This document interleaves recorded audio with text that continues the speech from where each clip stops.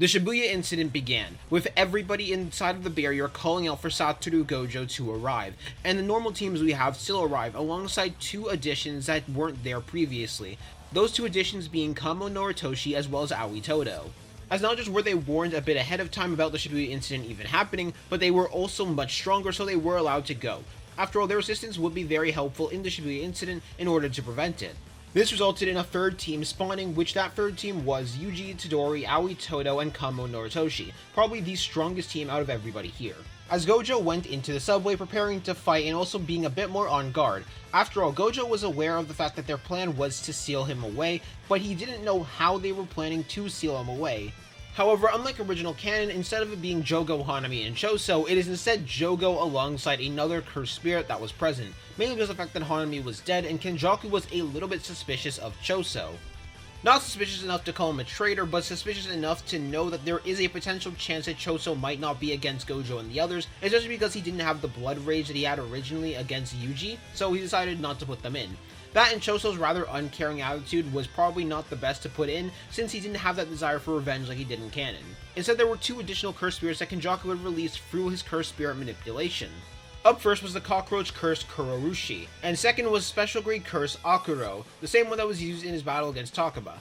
And even though Gojo went in fully aware of what their plan was and goal was, unfortunately it didn't really change much. After all, Gojo wasn't aware of how they were going to steal him away, just that their plan was to steal him away, so he still entered in with the same bloodlust and confidence that he would have entered in with normally. And there was no way to really predict for him that Kenjaku was taking over Geto's body, which leads to Gojo getting sealed in the prison realm like normal. However, he does take out both Kurorushi and Akuro. This also leads into the mini Mechamaru arriving towards Yuji, Kamo, and Todo's group in order to inform them that Gojo Satoru has been sealed. However, Gojo currently is unable to be moved, and when Yuji asks why, Mechamaru says it's because he's Gojo, of course. This then leads to Yuji jumping on a rooftop to explain to everybody that Gojo has been sealed and the group splitting up, with Kamo deciding to stay behind with Megumi, while at the same time Todo and Yuji head into the subway. I'm not going to go over the Yawasaka battle, mainly because I believe a stronger Megumi and a stronger Kamo, who Kamo definitely has the battle intelligence to figure this out as well, are definitely going to be able to take out Awasaka, and it's not really going to be that interesting of a battle. However, this does lead into something else, which is the fact that Kamo is going to join Megumi as backup in order to fight against Dagon inside of his domain. However, we'll get to that in a minute. As we return back to Yuji and Todo, who are now entering into the subway, and as they enter, they actually see a familiar face, or at least it's a familiar face to Yuji.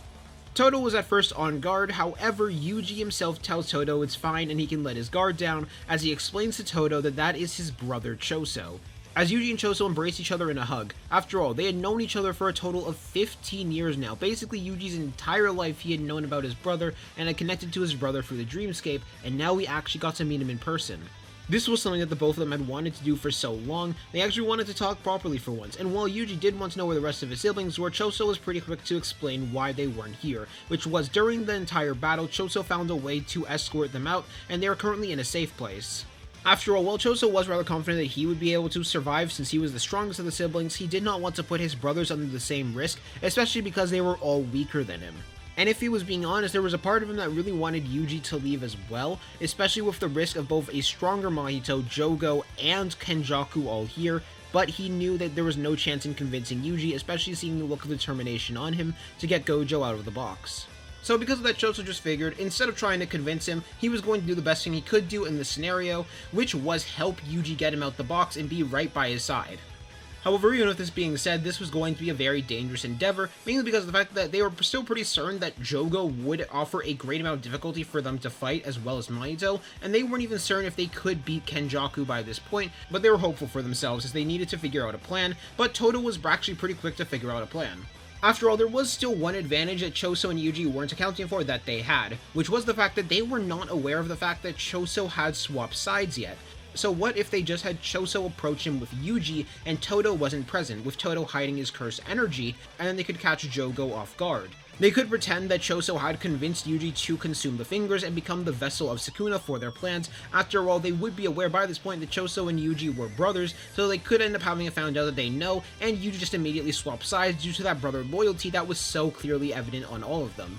Though Todo then explained that it might actually be better instead for Choso to hold Yuji in a blood binding instead. After all, there was no way they were going to properly convince Jogo that Yuji was okay with becoming the vessel of Sukuna, but instead making it look like Choso had beaten Yuji in a fight, with Todo prepared to clap Yuji out of the blood binding so they could start the fight, would be even better, and it wouldn't likely trigger any red flags for Jogo if they did that instead. This would also basically give them fingers for free from Sukuna that they could consume, and the moment that Yuji feels that Sukuna is starting to get some chance at waking up, Yuji could lead a signal for Todo to join in the attack, while also swapping them around in order to cause some confusion for Jogo so they could land their strikes. They felt even more confident in this when they found out that Jogo wasn't anywhere near as durable as Hanami was. And while Jogo's speed would most certainly be an issue for most sorcerers, a mix of Yuji being able to use Flowing Red Scale Stack, as well as being much better at Flowing Red Scale Burst, with Todo being there on the scene too, would be pretty helpful for them, especially if they could get some blood binding on Chogo as well while he wasn't looking. This did also lead into Todo asking how well Yuji could use that technique he figured out how to use back when they were fighting against Hanami, and Yuji told him that while he had gotten better at it, he isn't able to fully use it at will yet and requires a bunch of focus. At least to get it at the exact amount of speed that he used when he first landed that Black Flash against Hanami, it's going to take some focus. But he still believed it was possible and he was just trying to get better and better with it, which Todo was more than happy to hear. He also explained to Todo, though, when he was using it when he was training with Kamo, there was this weird energy that was coursing through him that almost made him feel like he was high for a couple seconds before he went back to normal, and he hasn't really been able to grasp it fully, and he was meaning to ask Todo about what that was, but he kind of forgot until now. And while that did sound somewhat familiar, he wasn't too sure what that was, so he was going to ask someone about that later, or he was just going to think on it in order to try and figure out what that energy was. However, while the group began to travel, this also led to a surprise visit from two people that they were not expecting and had no way to expect, which were Mimiko and Nanako. Well, originally they were hoping that Yuji and Choso were going to fight and that Yuji would be put on the brink of death so they could feed a fingers to get Sukuna to come out. That didn't happen, so instead they wanted to approach them directly and ask them if they could help with killing the person who was taking Suguru Geto's body. Choso and Yuji were more than open to. After all, they both felt this immense hate for Kenjaku, though it was Choso who felt a significant greater amount of hate for him than Yuji did. Yuji just felt hate by proxy because of how much his brother really hated him. And Todo actually remembered reading reports about these two from the Night Parade of 1,000 Demons, and he was going to keep them in mind as this did alter his plan a little bit, but it was going to make it go that much more smoother. As they were now on a hunt in an attempt to find either Jogo or Mahito, but hopefully Jogo first. While they didn't know where Kenjaku was, they knew that it would be best in order to eliminate all the curses first and then go for Kenjaku, so they all would have their best chance against him, mainly because the best chance and shot they had against him would be all the sorcerers together. However, before we go over what happens next with them, we're going to go over to the Dagon battle and what happens there, as there are actually a couple of changes that happen. Nobara ends up actually beating Haruta in this what if. This is mainly because of the fact that Nobara and Megumi did get much stronger than they would have normally, mainly because they felt like they were being massively left behind by Yuji. So they both asked Gojo to train them a bit more seriously while also taking in those negative emotions of jealousy and feeling like they were being left behind, and yeah, Nobara got quite a bit stronger. This actually leads to her basically being able to deal with Haruta with the same amount of difficulty that Nanami dealt with them, if not even less difficulty. Keep in mind, Nobara is about the same strength as Megumi right now, who this is a stronger Megumi than the one that was able to perfectly match up with Yuji against Awasaka. Yuji in canon at this time was considered to be just as strong as Nanami, if not a bit stronger by Ino's own statement. So this, funnily enough, actually makes Nobara the second strongest of the group between herself, Nanami, Nobito, and Maki. She is still weaker than Nobito though. In spite of that, she is actually mainly in the background, mainly because of how her curse technique functions. So best keep Nobara in the background as backup to allow her to set up traps and activate her techniques. Before Dagon had arrived, Nobito had also scattered out a bunch of Nobara's nails at Nobara and Nanami's request while Nobara was hanging out in the background. This led into Dagon falling into their trap, because while Dagon was on the ground about to activate his domain expansion, suddenly several hairpins end up going right through Dagon's body and causing quite a bit of damage to him. However, in spite of that, he still ends up causing his domain expansion through the sigil on his stomach. As a result of this, while Nanami, Maki, and Nobito all take damage from this domain, they actually take a little bit less damage than they would have normally due to Dagon being weakened from the damage he had taken so far. This results in Nobito not losing his other arm. Eventually, Megumi then comes in order to back them up, activating his own domain expansion to begin clashing with Dagon. At the same time, a piercing blood goes right through Dagon's hands before a punch lands on him right after. And with that punch, something was stabbed into him as well. as 3 people had entered into the domain, those 3 people being Megumi, Nobara, and Kamo in flowing red scale. Furthermore, Kamo had just punched one of Nobara's nails into Dagon, resulting in Nobara activating Hairpin and landing it on Dagon's body as they all began to try and rush out the domain. They could sense that even in this weakened state that Dagon was in, Dagon would still win a domain clash against Megumi. All Megumi could really do was hold for time. But someone else came, someone else that none of them could have expected. The one who was set free from the chains of curse energy had entered into domain, that person being Toji Zenin. With Toji basically wiping the floor with Dagon. After all, we already know how Doji versus Dagon would go normally, so now we have Toji versus a much weaker Dagon because he's much more injured. That's also gonna have Nobito and more than likely Kamo there as well to support him. And with that, Dagon's domain ends up breaking as all 6 of them are stuck staring at Toji, not sure if this guy was an ally or an enemy, or who they would go for next. And it actually took Toji a little bit longer than normal in order to analyze who was the strongest one here between Kamo and Megumi. But in Toji's battle-hungry state that he was in, he decided why not both, as he threw both Kamo and Megumi outside of the window and chased after the both of them to fight the 2 of them in a 2v1. As the battle started with Kamo taking the offense by clapping his hands together and firing a piercing blood. This was something that Toji was able to counter rather easily by kicking one of the cars next to him and using that as a shield, as he picked up and threw another car towards the 2 of them. Kamo and Megumi couldn't help but notice the inhuman strength that Toji possessed, as they believed that it might even surpass Yuji in this moment. And while Kamo and Megumi were able to move out the way in order to dodge the attack, Toji had closed distance and landed a punch on both Megumi and Kamo's gut, sending them flying. Megumi in particular was able to note how impressive this man's speed was, and with Kamo noting that it surpassed Yuji's speed even when he was using flowing red scale stack, and Megumi noting that his speed had surpassed Sukuna's speed when he battled against Gojo a while back, which was even faster than when Sukuna had battled against Megumi back in the detention center. As Megumi activated with Rabbit Escape in order to get both himself and Kamo out, using the rabbits as a distraction in order for them to sneak into a building, being carried away by Nue. As Kamo and Megumi began to think and began to focus, they needed to find a way to ascend their limits and surpass Toji. That was the only way they were really going to stand a chance, as Megumi began to think, trying to think on a way he could win, while Kamo was cursing himself for being so weak. After all, while he was able to train Yuji, all he really did was help Yuji's form. He wasn't able to make Yuji stronger while Yuji had made him stronger. And Kamo felt that he needed to do more. After all, he was the one who was supposed to be the head of the Kamo clan, and how could he make his dreams come true with this little amount of power? How could he make his dreams come true if he couldn't beat this sorcerer? As both Megumi and Kamo felt a large amount of determination, with curse energy flaring off of their body and getting stronger and stronger, as they converted their negative emotions, their feelings of not feeling good enough, into curse energy. They would need as much power as possible to amp themselves, as Kamo began to take a gamble. He actually wasn't capable of using flowing red scale stack normally, unlike Choso and Yuji, mainly because there was one weakness that he had that they didn't have, which was the fact that he was still a normal human, which meant that had a lot more risk for him.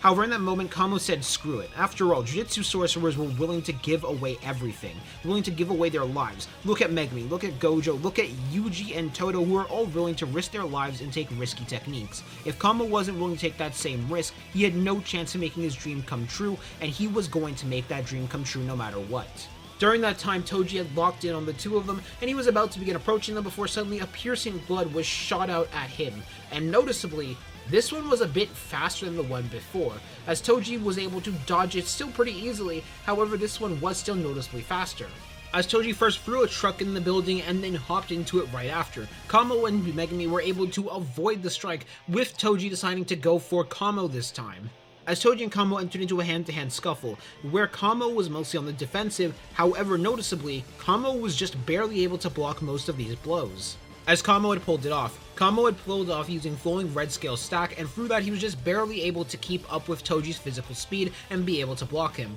Now of course he wasn't matching Toji's speed or anywhere close, but he was able to block the attacks. While the 2 of them were battling though, Kamo was scattering some blood throughout the ground, as suddenly through the window, purple lightning went right into the building, shattering the glass and using the blood as a conductor in order to hit Toji while Kamo jumped out the way. Megumi had summoned Nue. And while Toji was able to dodge the lightning, suddenly a swarm of rabbits came running at Toji, each of them carrying dried up blood that was shaped like knives. Megumi and Kamo were now fighting in sync as they were trying to land cuts on Toji, trying to at least land one with this mass amount of numbers. But even with that, it wasn't enough. Toji was able to deflect each of them with relative ease, while Kamo attempted to go in for a punch on Toji's gut, but Toji was able to catch it and throw him out the way.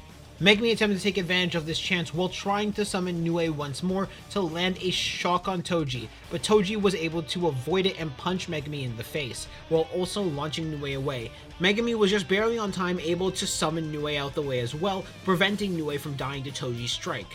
As Megumi began to come up with a new plan, as he summoned Rabbit Escape once more, beginning to fill the room massively with rabbits, and he was doing this in order to give Kamo an opening. As Kamo took advantage of this chance, he knew he couldn't use Flowing Red Scale Stack for long, so he was going to try and do something that he had seen Yuji do so many times. He was going to try and land a Black Flash, and as he rushed towards Toji, about to land a punch on him, Toji was able to deflect the punch and elbow Kamo in the face. But in spite of that pain, Kamo kept moving forward, and he kneed Toji in the gut, and with that strike, he had landed a Black Flash, as he hopped back towards Megumi, preparing to join him despite being in quite a bit amount of pain. However, even with that Black Flash, he had to deactivate Flowing Red Scale Stack and just going back to Flowing Red Scale. As Toji dusted himself off with that hit, he had to admit that did quite a bit of damage before he hopped back, avoiding two large Curse Energy spikes that were coming at him, as out from the ceiling, Nobara hopped down, landing next to Megumi and Kamo. At the same time, Naobito entered into the building as well. Nanami and Maki decided they were going to head off elsewhere to deal with some more transfigured humans. They figured they wouldn't be of much help against someone like Toji, so they wanted to make good use of themselves instead. As Toji was staring at them for a moment before he asked Megumi a question, he asked Megumi what his name was, with Megumi replying Fushiguro. As Toji was happy to hear that his last name was not Zenin, before he took his own life, and Naobito looked at him for a moment, as Naobito very much knew who Megumi was and knew the familial connection, and for a moment he debated on it. Debated on if he should tell Megumi who Toji was, but he chose not to. After all, if Toji wanted Megumi to know who he was, he would have said so in that moment, but he clearly chose not to. As we then return to Jogo, who Jogo was being approached by Choso, carrying around a Yuji that looked to be somewhat damaged in the side of a blood bind, with Jogo having a pleased expression on their face. After all, they still hated Yuji quite a bit, considering it was Yuji who put down Hanami, and he did want to hurt him, but considering Choso had won the battle, then this would be more than enough to suffice. As Jogo asked the question of what happened, with Choso telling him that Yuji attacked him, mainly considering him an enemy, and he thought that they would recognize each other, but it was clear that Yuji did not, so, of course, he did what was necessary and took out Yuji, before telling him that he was ready to make Yuji into Sukuna. And that is where we're going to end this part of What If Yuji Awoke Blood Manipulation early. What do you think will happen in the next part, and what do you think that Mahito and Kenjaku are currently doing? Comment down your predictions in the comment section down below.